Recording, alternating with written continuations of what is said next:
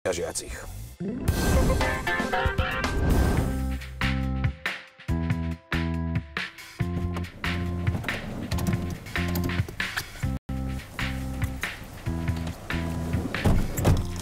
Dobrý deň.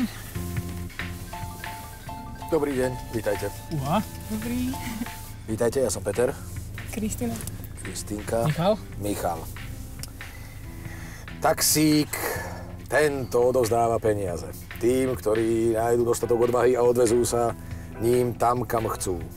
Ale musia pristúpiť na naše súťažné pravidlá. Pristupujete na ne? Áno. Áno. Fakt? Myslím, že už som videl túto reláciu. Kam vás zobereme?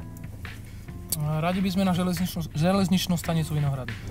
Ideme za vláčikmi, vy sa pripútajte a my ideme. Pravidlá veľmi jednoduché. Otázky 15, 30, 60 eur je po prípade bonusová. Máte možnosť jedenkrát zatelefonovať nejakému priateľovi, známemu. A máte možnosť jedenkrát sa opýtať aj koho si na ulici. Tretia nesprávna odpoveď znamená, že končíte tam, kde sa práve nachádzame. Aj to je jasné však. Áno. Prvá otázka. Čo je to mozzarella? Sír. Druh syra. Takto, keď to zabliká na zeleno, tak sa môžete tešiť, lebo máte pravdu a máte aj eurá. Je to malý krok pre človeka, ale veľký skok pre ľudstvo. Kedy, kde, ako zaznel tento výrok? Povedal to Neil Armstrong, keď kročil prvýkrát na mesiac. Apollo 11 misia. Dobre. Raketou sme sa dostali cez druhú a teraz k tretej otázke.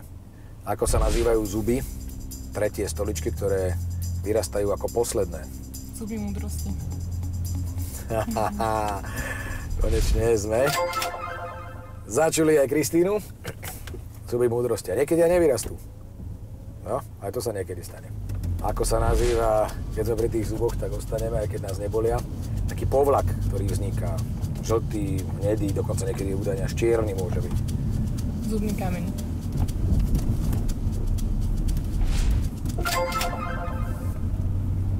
Kristína je stomatologička? Nie. Ukážte nám zuby do kamery pekne. Hihi. Dobre, pekné sú. Ktorý je najchladnejší svetadiel na Zemi? Ja si myslím, že Antarktída. Ja by som tiež povedala. Minus 89,2 stupňa tam namerali. Takže je to tak. Celkom tak, ako sa zvykne hovoriť, že by the way, alebo nebada, nemáme za sebou otázky v hodnote 15 eur. To je vždy čas pre súťažiacich alebo pasažierov, aby sa nám predstavili, priblížili, povedali čosi o sebe. A smelo nahlas, radostne. Tak ja študujem medzinárodné podnikanie. Venujem sa plávaniu, chodím cvičiť, aerobik, posilovanie.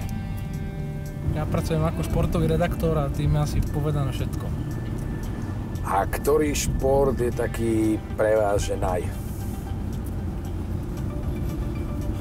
Futbal, hokej, to je taká asi tá klasika. A môjim srdcovým športom je hokejbal, ale tak to čisto na amatérskej úrovni. Dobre, tak mi povedzte, ktoré 4 tenisové turnaje patria do tzv. Grand Slamu. To by nemal byť problém. US Open, Australian Open, Roland Garros, Wimbledon.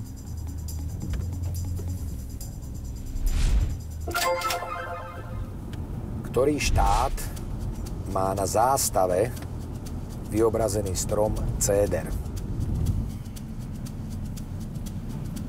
Skúsime babke zavolať.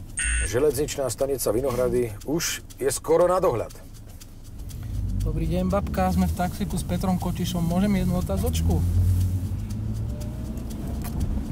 Ktorý štát má na svojej zástave vyobrazený strom céder? Dobre, skúsim.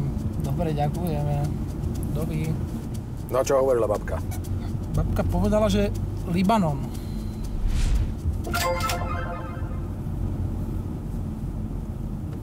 Pozdravujeme babičku domov, perfektne. Naozaj je to Libanon. Tak vám zarobila 30 eur. Dobre, ďalej. Čo je to častuška?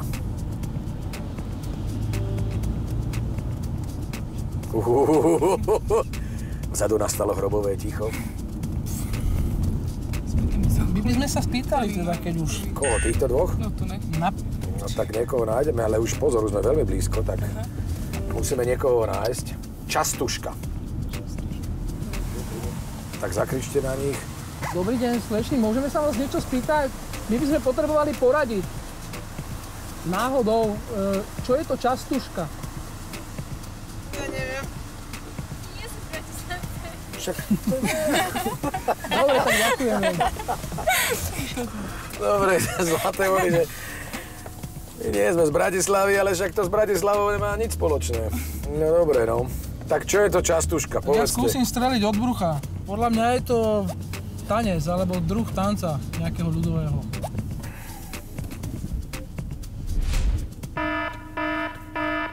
Zasvietila červená, to znamená, že nebola to správna odpoveď. Je to ruská ľudová pieseň. 135 eur ste zarobili počas vašej jazdy týmto skvelým, krásnym taxíkom. To je to, čo vám môžem teraz odovzdať, ale môžem vám ponúknuť aj dvojnásobok sumy. Za predpokladu, že príjmete ísť ďalej, tú možnosť, že pôjdete ďalej, že si vypočujete bonusovú otázku a na ňu aj odpoviete. Je tam také drobné riziko, že ak neodpoviete správne, tak je z toho 0. Tak my by sme si radšej tie peniaze zobrali. Fakt? Ďakujeme. Prosím. Tu je bonusová otázka. Už bez rizika, samozrejme. Kto napísal dielo Demokrati? Viete? Neviete? Janko Jesenský. Povedal by si? Dobre, tak ďakujem pekne, urobili ste dobre, všetko dobre. Šťastnú cestu, kam ešte idete, užite si to. Dobrý. Pozor na cestu. Tak, na dnes myslím stačilo. Auto idem odparkovať. Keď prestane pršať, tak ho pekne aj vyumývame, aby sme pri ďalšej relácii taxík boli opäť tip-top a v gala. Dúfam, že tam budete aj vy. Čo znamená?